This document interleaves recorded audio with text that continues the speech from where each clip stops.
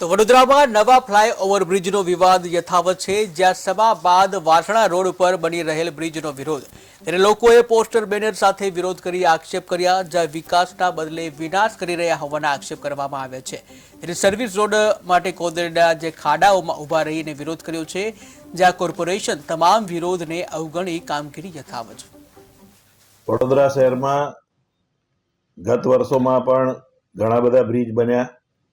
એમ આવનારા વર્ષોમાં જેમ જેમ ટ્રાફિકની સમસ્યા થતી જાય, જરૂરિયાત ઊભી થાય અને ભવિષ્યનો વિચાર કરી અને બ્રિજનું નિર્માણ કોર્પોરેશન કરતું હોય છે, એમ વાસણા રોડ ઉપર પણ આ જે 4 રસ્તા છે ત્યાં આગળ વાહનોનું ભારણ વધારે છે અને એના લીધે સર્વે કરાઈ અને જે રિપોર્ટ આવ્યા છે એ મુજબ જ બ્રિજને ત્યાં આગળ નવો બનાવવા માટે મૂકવામાં આવ્યો છે। સ્ટેન્ડિંગ કમિટીના મેમ્બર, કોર્પોરેટર બધાને રજૂઆત કરી, બધાએ સારી રજૂઆત કરી, પણ કોઈ અધિકારીઓ સાંભળતા નથી અને આમાં ભ્રષ્ટાચાર મોટા પાયે થઈ રહ્યો છે।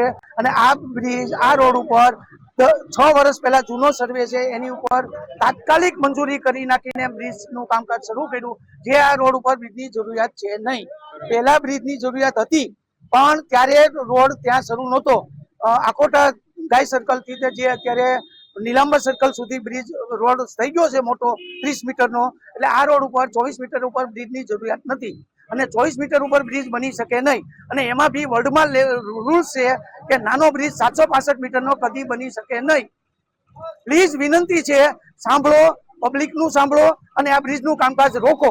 છેલ્લા 3-4 મહિનાથી આ પ્રોજેક્ટની પાછળ કામ કરી રહ્યા છે કે આજે બ્રિજ બની રહ્યો છે એ ખોટી રીતે બની રહ્યો છે, એટલે વિકાસના નામ પર ખાલી ભ્રષ્ટાચાર જ થઈ રહ્યો છે।